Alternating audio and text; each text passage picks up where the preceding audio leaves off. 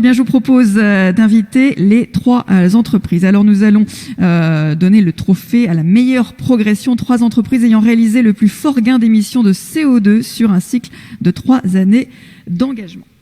Alors, j'appelle à cette tribune Autocar Pays de Savoie, Veolia les Transports du Feu Atlantique et Leroy Merlin. Sous vos applaudissements, vous pouvez nous rejoindre.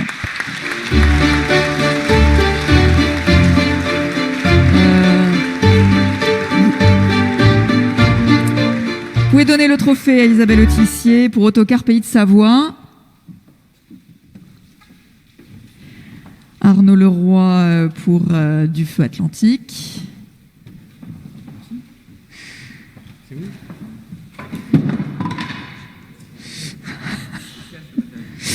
C'est du bois. Et Leroy Merlin, Nicolas d'Avril, à nouveau Isabelle Autissier qui va remettre le trophée pour Nicolas d'Avril. Leroy Merlin, est-ce que vous pouvez vous répartir sur l'ensemble de cette scène et vous pouvez les applaudir à nouveau.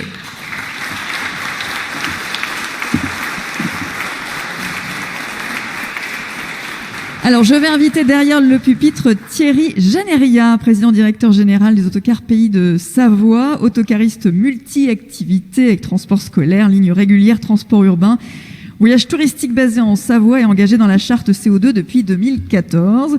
L'entreprise continue ses efforts sans relâche puisque sur cette dernière période, vous avez pu réduire d'encore 25% les émissions de gaz à effet de serre. Mais comment faites-vous? Quels sont vos critères de sélection, tout d'abord d'investissement, pour réduire les émissions de gaz à effet de serre? Bien, c'est un effort continu depuis 6 années, date de notre engagement dans la charte. On s'est beaucoup investi avec nos équipes, on a motivé nos conducteurs, mais pour nous c'est un petit peu peut-être plus facile qu'ailleurs puisque nous sommes dans la vallée de Mont-Blanc. La vallée, une des vallées les plus polluées de France, peut-être la plus polluée de France, je crois même. Donc, tous les acteurs sont motivés et concentrés sur cet objectif. Pour nous, c'est passé par des investissements très forts au niveau matériel, puisque toute notre flotte est constituée de véhicules Euro 6 dernière génération, une moyenne d'âge de 3 ans. Et donc ça compte beaucoup, je pense, parce que le diesel Euro 6, c'est quand même un véhicule à faible émission. Après, il faut savoir l'utiliser comme il faut, et beaucoup de formation chez nos conducteurs, sur nos conducteurs, avec nos conducteurs. On leur a fourni des outils numériques qui leur permettent de suivre leurs émanations de gaz et les efforts ont payé au fil du temps. Voilà, chacun, il y a eu des petits challenges, il y a eu voilà. Et puis aussi, on est rentré aussi sur le secteur des SLO. On a parcouru beaucoup de kilomètres sur les lignes de services librement organisés. Et là, c'est aussi plus facile pour faire des économies de gaz. Et ça vous a créé de nouvelles opportunités commerciales, par exemple? Alors, dans notre vallée, très sensible, aujourd'hui, le leitmotiv, c'est plutôt le gaz. Alors, nous, notre entreprise, nous ne sommes pas encore entrés directement. Je pense que c'est prévu pour 2021. Mais on se servira du trophée pour mettre notre entreprise en avant. Merci encore, bravo à vous.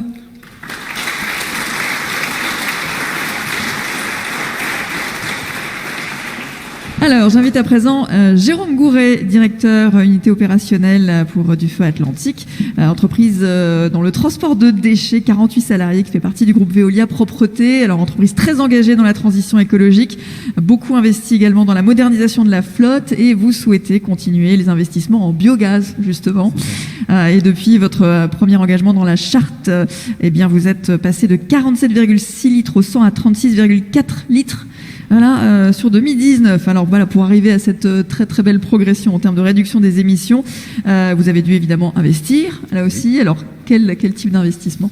Donc bonjour à tous. 2 types d'investissements. Le premier sur le matériel. On est parti d'une situation en 2016, la date où on s'est engagé dans Objectif CO2, où on avait des véhicules Euro 3, Euro 4, voire même encore Euro 2 à l'époque.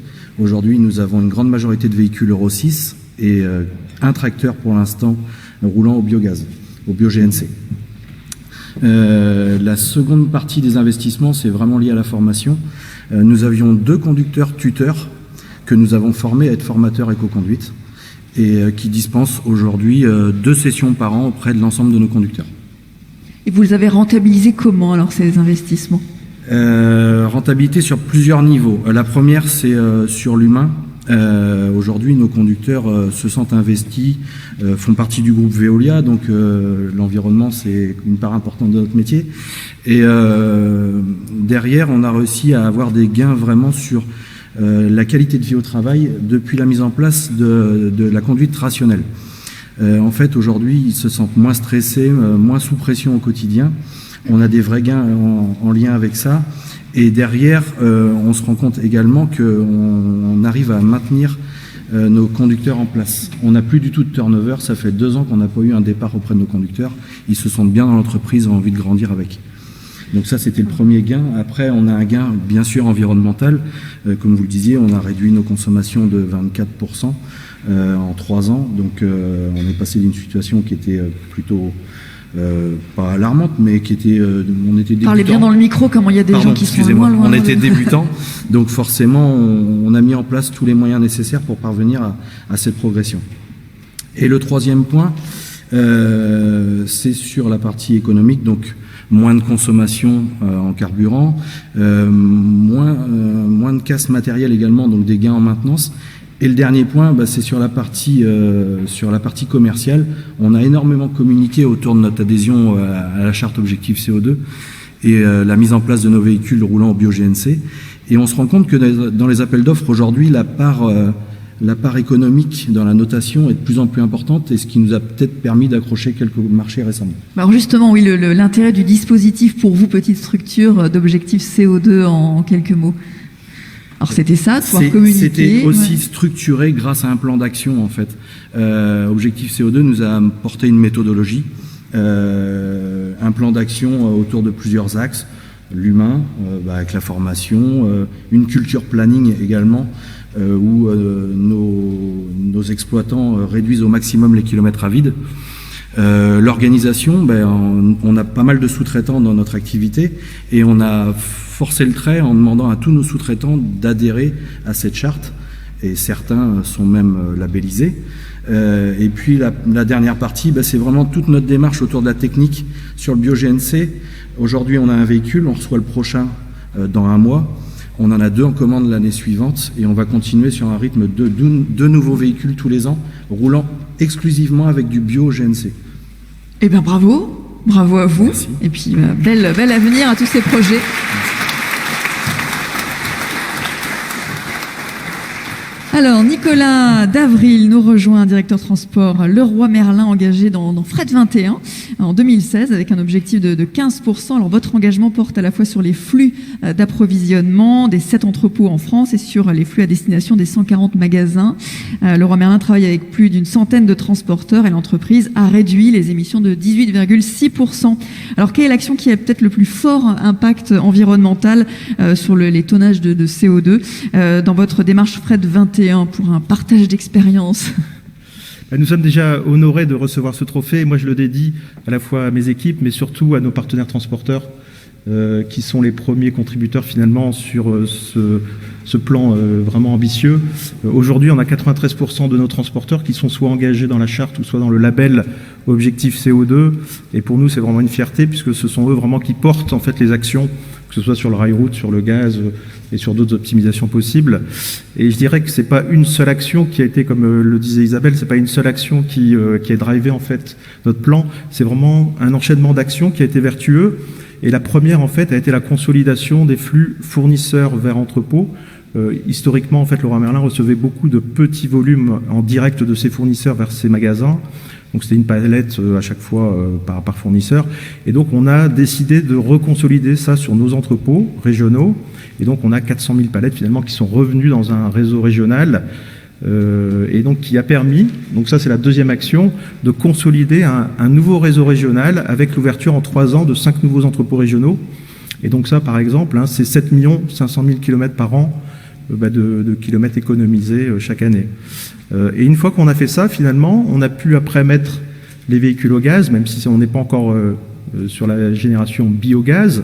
Mais aujourd'hui, grâce à ce réseau régional, 50% des livraisons sont réalisées au gaz. Fin d'année prochaine, on sera à 80%. Et puis après, avec le biogaz, on sera de plus en plus propre. Et une fois qu'on a fait ça, après, lorsque les flux fournisseurs finalement ont été rapatriés sur nos entrepôts, on a repris la maîtrise en transport amont de tous ces flux. On maîtrise aujourd'hui la moitié des flux, donc 50%, et on les a maillés finalement avec des flux amont-aval. C'est un petit peu technique, mais l'exemple du rail route où en fait finalement on descend, un fournisseur va livrer un entrepôt et il les recharge sur cet entrepôt pour repartir vers un magasin de sa région. Et donc on a un kilomètre à vide d'approche qui est de 0. Et donc là on a fait 600 000 kilomètres d'économie aussi là-dessus, avec des lignes en fait en rail route, où on est à peu près à 80 000 tonnes de marchandises en rail route. C'est tout bénéfice en fait de tout ce sont toutes des actions en fait qui se sont enchaînées, et la première a alimenté en fait tout le cercle vertueux derrière. Et qu'est-ce qui vous a motivé vous tout particulièrement dans cette démarche, et Leroy Merlin également? Déjà, Leroy Merlin est une entreprise engagée naturellement, et la couleur du logo en fait est la plus grande fierté, que ce soit pour nous en interne. Et donc nativement en fait on est engagé dans les démarches. Sur la direction transport par exemple, en fait on a 3 piliers en fait dans notre direction qui drivent tous nos indicateurs. C'est la performance, c'est la délivrance et c'est le RSE qui est au même niveau en fait que les autres. Et à chaque fois qu'on va prendre des décisions, finalement à chaque fois on a ce pilier en fait RSE qui sera à l'équilibre en fait avec les autres actions. Et donc, on avance à chaque fois avec ce regard-là et ce réflexe en fait natif de dire quand on fait quelque chose, on doit avancer proprement, le plus proprement, même si aujourd'hui on a encore des choses à faire. Et bien voilà, on vous souhaite que toutes ces belles choses à faire aussi se concrétisent dans les semaines, les mois, les années à venir. Bravo à vous pour ce prix. Et je vous invite tous avec Isabelle Autissier et Arnaud Leroy de vous mettre devant pour la photo tous ensemble. Je vais laisser au photographe le soin de vous guider si ça vous convient. Alors peut-être remettez les masques pour que sur la photo on soit... Oui, vous les gardez, oui, je pense que c'est... Surtout si vous êtes tout près comme ça. Vous pouvez les applaudir aussi, ça donnera la chaleur sur la photo.